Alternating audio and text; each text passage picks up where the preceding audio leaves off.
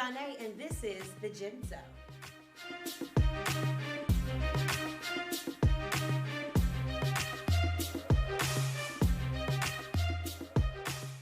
As we enter the holiday season, the Democrats are brainstorming what they can do while they maintain House majority for only a few more weeks.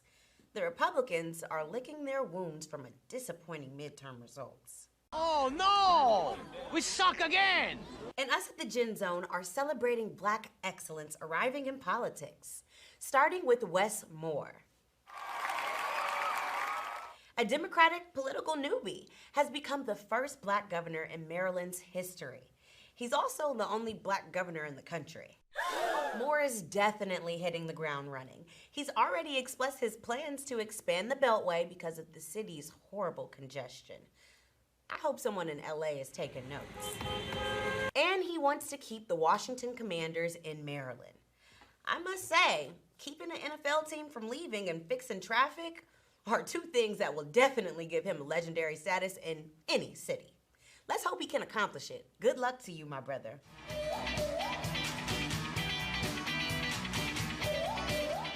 Another inspirational win we are celebrating is Summer Lee, who has served as a Democratic state representative, but is now the first Black woman elected to Congress from Pennsylvania, a graduate of the famed HBCU Howard University School of Law. Hey, Joe! Summer Lee was a former labor organizer before she won this election in the state's newly redrawn 12th congressional district that covers much of Pittsburgh. So let's hope she's a Steelers fan. But in all seriousness, it looks like things are moving on up on the east side. We applaud you, Summer, for grabbing a seat in government and displaying Black excellence. We'll be watching and supporting you from the Gym Zone. And lastly, Maxwell Frost, my fellow 90s baby, the first from Generation Z to be elected to Congress. I hope y'all are all paying attention because this man may become our president one day soon. Okay, baby steps, but I have high hopes for him. He's already had success pushing President Biden on the Hyde Amendment and continues to fight to end gun violence and provide Medicare for all. His campaign slogan, "Change Can't Wait," is exactly what we're all about. And we can't wait, Maxwell, to have you on the show. Welcome to the Gen Z era. Gym Zone. Hey, Mayor Donald Shaw. Thank you for joining us. I know you have a busy schedule. Thank you for making the time for the Gym Zone. Welcome. Welcome. Thank you for having me. Absolutely. So it's been clear to everyone that every election, no matter how small, can have a national impact. How do you make sure that cities like Roselle don't suffer from the voter fraud claims that other cities in like Arizona and Pennsylvania are having? Well, we're a small borough, so our population is 22,000. So one of the benefits of being a small borough is that we have a close-knit relationship with our county, which runs our board of elections, right? We get proper training for all our poll workers. We have challenges and master challenges. So they know what to look for in that training. Anything that should occur during election day, they're right on it. They call the Board of Elections. Board of Elections are there in less than 10 minutes, 15 minutes or so. So that's one of the great benefits. So we really don't experience that in our community. It sounds like you're running a tight ship over there. Oh yeah, pretty much so. Pretty much so. We take it very serious in the borough of Roselle and in Union County. Absolutely, that's great. So homelessness is a national problem. How does the city of Roselle deal with that? Sorry, I missed the question, I'm sorry. Homelessness is a national problem. How does the city of Roselle deal with that?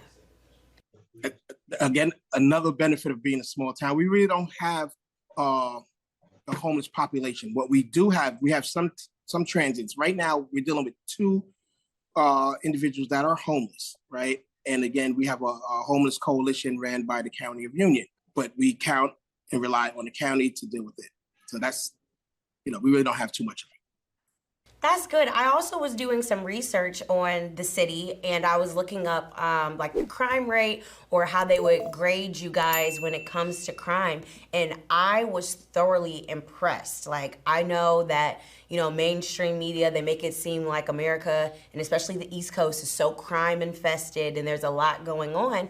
But you guys actually, correct me if I'm wrong, but the website that I was on said that you guys have 15% of crime rate and they graded you guys an A for safety. So your city is like one of the most safest cities in New Jersey. How do you maintain that? Well, what we try to do is to maintain that level of security in our community is to keep our staffing ordinance up to date in our police department. So if we require 65 cops to be on force, we try to get to that level as best as we can so that we know that our streets are safe and our communities are okay.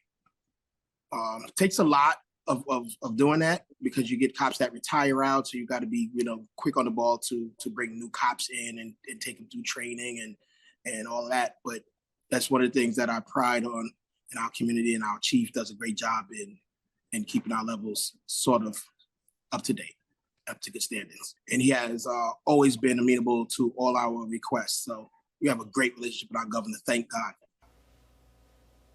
Absolutely. So I guess you answered my next question was going to be, do you get to work with neighboring mayors from other cities? Oh, absolutely. The president of our Urban Mayors Association is the famous mayor, Honorable Raz Baraka, out of Newark, New Jersey, and Newark being the biggest city in the state of New Jersey. It's interesting working with him amongst other great mayors. You get to share ideas and network and always have, you know, each community has the same issues. Some communities just have larger issues than others. Mine community being the smallest in the Urban Mayors Association, I sit back and listen to some of the issues that I don't have and kind of prepare for what may come down the pike. And, you know, being able to sit down with the likes of a Mayor Raz Baraka or Plainfield Mayor Mapp and those guys, you know, it's a blessing. It's a true blessing. It's time for our QAnon conspiracies. With Q, as always, we find the conspiracies have a little spice to them. This week, Q has been going back in time to old conspiracies that he says is coming true. Adrenochrome is back. Trump has been back on Twitter a week, and you got Q finding old tweets to connect to something new. So, back in 2012, Trump tweeted this: "Got to do something about these missing children grabbed by the perverts. Too many incidents, fast trial, death penalty." So most of us know, or at least have heard about the stories of elite Democrats and Hollywood superstars feasting on the blood of children for adrenochrome. I know it's ridiculous, but it won't seem to go away. Now they drag in the company Alibaba. And why, do you ask? Because Alibaba auto-completes children with children adrenochrome. As off the wall as it is, they just will not stop. From Laura Silsby in Haiti to Prince Andrew on Epstein Island, Q and his followers will not stop connecting it all to Hillary Clinton, Ellen DeGeneres, and Tom Hanks and his Route 66 comment, to the most egregious pedophilia acts known to man. And none of it has a shred of proof. So what is this really all about? Nothing. But Q putting his madness out there again. I'm just here to debunk all this mess before we end up with an even bigger crowd at the Capitol in January of 2025. I hope that was clear and y'all get the point. Fight for Trump! Fight for Trump! Fight for Trump! Genzo. Now, this is the time of the year that we spend a lot of time with our family and our friends, and we talk about a lot of different things: relationships, work, politics. We came up with a few topics that may come across the dinner table and ways that you could possibly respond. I'm pro-life. I'm glad they're banning abortions. Think about someone making you have a baby, literally forcing you into motherhood. Not your version of motherhood, but theirs. You have no idea what that can mean. To a person with a traumatic childhood, This could trigger all kinds of mental effects that they now have to wrestle with while literally taking care of another human. We live in a country with no universal health care, child care, or postnatal care. We don't even have mandatory paid parental leave. We are literally the worst at everything after the child is born. Pro-life conservatives are obsessed with the fetus from conception to 9 months. After that, they don't want to know about you. They don't want to hear from you. No, nothing. No neonatal care, no daycare, no Head Start, no school lunch, no food stamps, no welfare, no nothing. If you're pre-born, you're fine. If you're preschool, you're Not to mention, the foster care system in this country is basically preparation for prison. The school shootings have become so commonplace that we're just numb to them. So imagine forcing someone to have to deal with that. Donald Trump spent years saying he was not a politician. He was not. He thought he was a version of a mob boss from any movie that you can't imagine. Godfather, Goodfellas, Casino. He even surrounded himself with criminals in the office. Roger Stone, Steve Bannon, Paul Manafort, Michael Cohen, Michael Flynn, Rick Gates, George Nader, and George Papadopoulos, just to name a few. Trump has the feds all around, and it seems like there could be an indictment at any given moment. He claimed he was bringing honesty back to the government for the people. President Trump never made the government honest.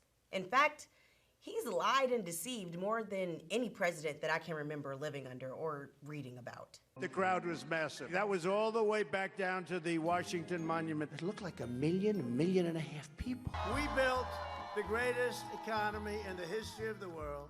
Best unemployment numbers, best everything. And I gave you the biggest tax cut in the history of our country. You know, the wall is being built, and we're doing 10 miles a week. It'll be completed very soon. As you know, we've completed the wall. They may want to expand it. And Mexico is paying for the wall, by the way, in case you had any questions. We got $28 billion from China that went to our farmers because they targeted you. We tariffed China a lot of money, and they paid for it. You didn't pay. You know, the fake news likes to say you don't pay. They paid. We won Georgia easily. We won it by hundreds of thousands of votes. Actually, I won Wisconsin. We will win this, and as far as I'm concerned, we already have won it. 12 years ago, I was named Man of the Year of Michigan. So ask yourself, do we really need someone like him in office? Well, I don't care. The GOP do it better. Everyone wants a Republican in office because you feel that they're better for the economy. But you should understand that the last 3 out of the 5 recessions were started under Republicans. Reagan, the Bushes, and Trump. And this is after the Democrats that preceded them fixed the economy. If you don't believe me, look it up for yourself. Clinton, with his own drama going on, cleaned up the recession that was left by Bush.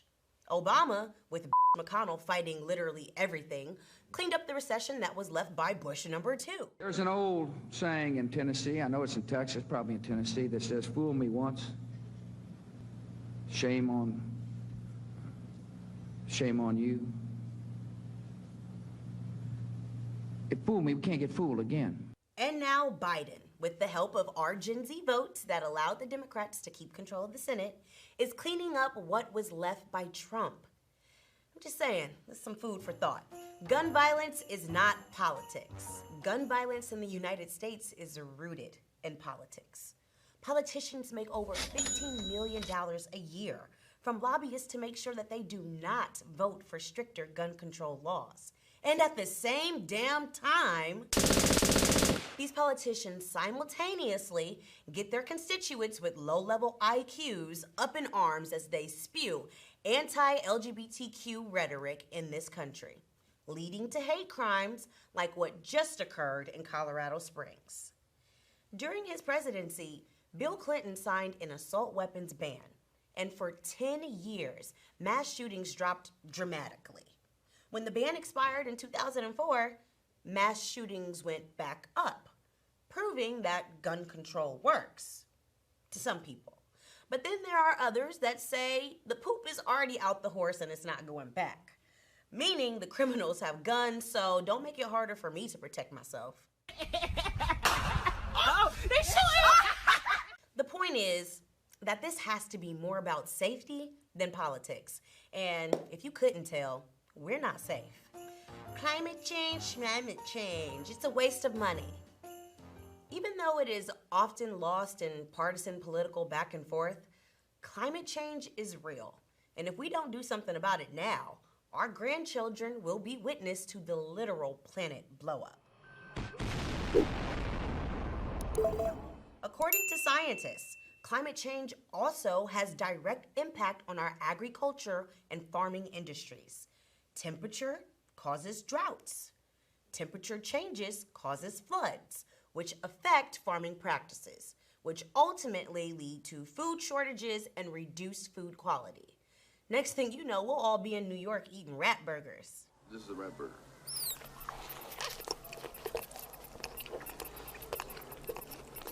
Not bad.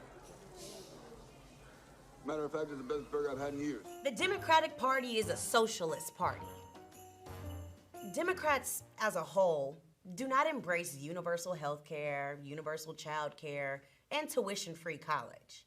The party doesn't even collectively embrace policies like Green New Deal. Factually, the things I just mentioned are not even socialist policies. True socialism would look like what communism looks like to people in this country. Everybody shares everything, and a complete dismantling of capitalism. The Democratic Party in 2022 in the United States of America is not doing any of this. So to say that is just disingenuous. And now let's continue our conversation with Mayor Donald Shaw. All right, let's get into some fun stuff. So, Donald Trump is running for president again in 2024. What do you think about that? I think it's kind of unfortunate, to be honest with you. I think when you run for office, I mean, he served, we all know what kind of job he's done, as president. To run, I think it's kind of like a charade. In politics, you want to run, you want to change, you want to make the world a better place in which you govern, right? Can we say that he's done that? Or can we say that he's caused turmoil within this nation, right? You see what happened with the insurgents and those group of folks that are, in my opinion, totally out of control. Do we need that? Will it get worse? Right? For me, I always tell my residents and my colleagues, like, I'm dealing with politics on a local level. But just imagine on our local level, if we had that sort of behavior, if we had that sort of council that just abruptly went off the deep end. And to me, I think a lot of it is either deep end stuff or just for what we call in our world clickbait, right? So you just don't know. And for me, I just don't know if he's serious enough to make this country a better country or make democracy better. Do you think he's had a negative impact on politics? Yeah, I think so. I think the beautiful thing about democracy is that anybody can run, right? Anybody who feels that they want to run for office, they can. I think that running for office, I think you have to take it serious. You know what I mean? You really got to step into the game seriously, thinking of your constituents and your residents, right? And I just don't know that he does that. Yeah, it's literally like the leader of the free world, right? It's not a joke, like you said, and I feel like, okay, what can he do now, right, that was not done his first 4 years? Exactly. Right? So it's like you had your run, you had your time.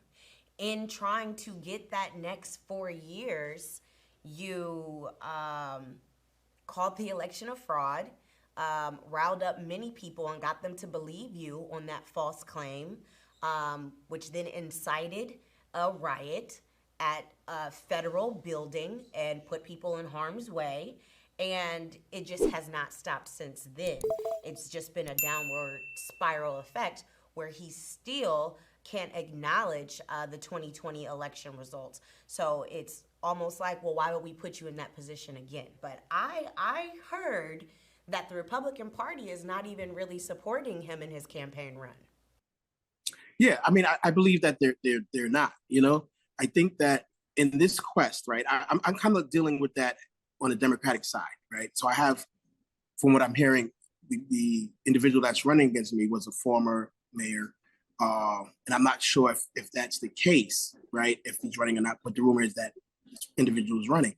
So it's kind of like you've had your opportunity to govern, and if you did a great job, you would have continued to govern. Correct? Exactly. Trump, blurting out and reacting and behaving in a certain manner, it makes you angry, makes us all angry, but we're not focusing on what's actually coming down the pipe. The real problems in the country. Yeah, so I think we all deal with it. I think that he's made it fun for folks. You know what I mean?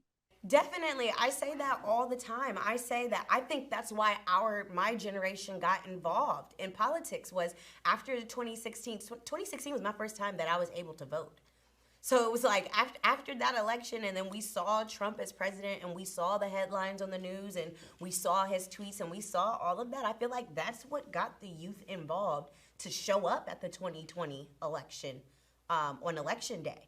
I feel like that's what got youth involved was him being so outspoken and the things that he would say and the things that he would do. And I think that power is very addictive.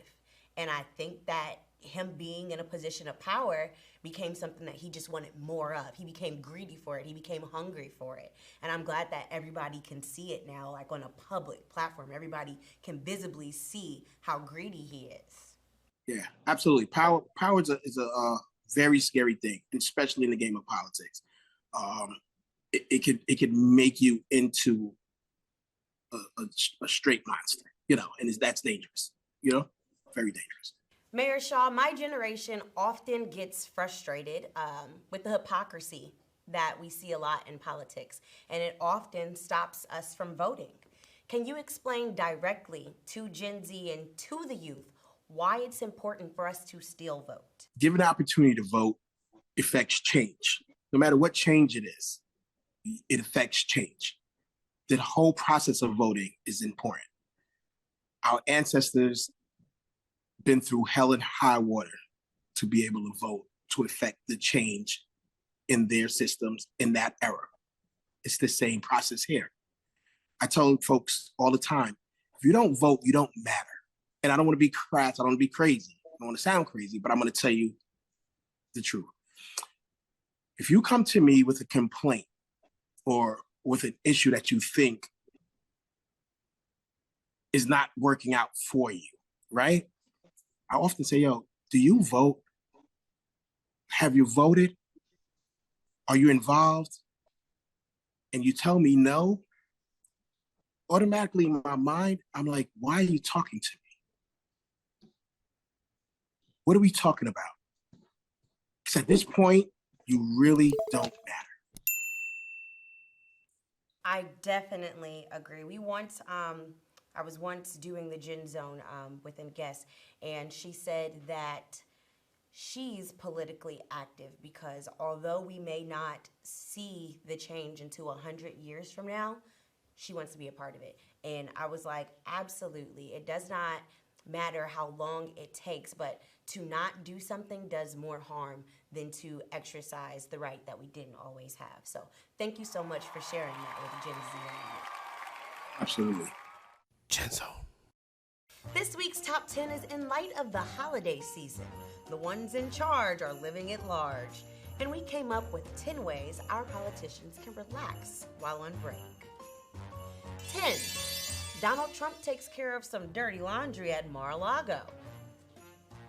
9. Ron DeSantis hangs out with old friends at Martha's Vineyard. 8. AOC and Lauren Boebert join Fight Club. First rule of Fight Club is, you do not talk about Fight Club.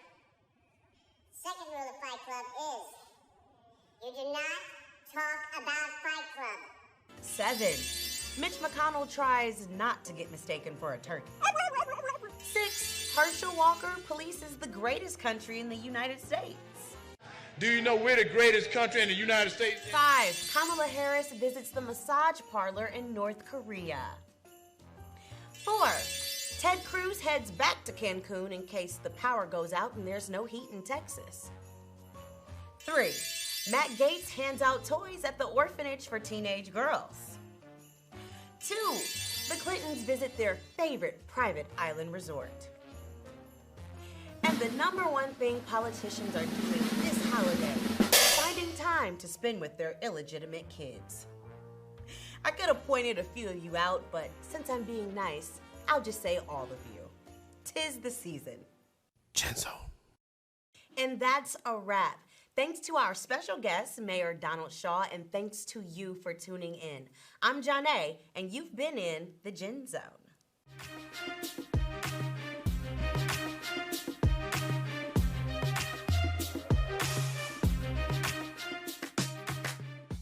Jhone.